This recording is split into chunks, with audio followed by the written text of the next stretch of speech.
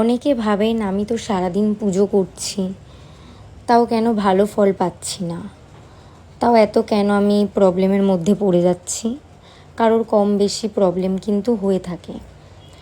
তো সেক্ষেত্রে অনেকে অনেক বেশি প্রবলেমে পড়ে যায়। তো পুজো করার কিছু সঠিক নিয়ম থাকে, সেই নিয়মগুলো আমাদের জানাটা খুব জরুরি। যেমন ধরো, এই ভিডিওর মাধ্যমে আমি আপনাদের একটি ছোট্ট কথা বলে দিই, এটা আপনাদের ভালো ইনফরমেশন। অনেকে আছেন 1 সপ্তাহ পর পর ঠাকুরের প্রদীপটাকে ওয়াশ করেন, এই ভুলটা কিন্তু একদম করবেন না।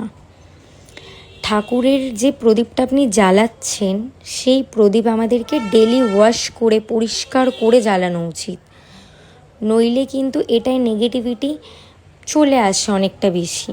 তো এই জন্য সমস্ত কিছু আমাদের ঠাকুরের জায়গা ক্লিনজিং করেই পুজোটা দেওয়া উচিত, তবেই আমরা ফল পাবো।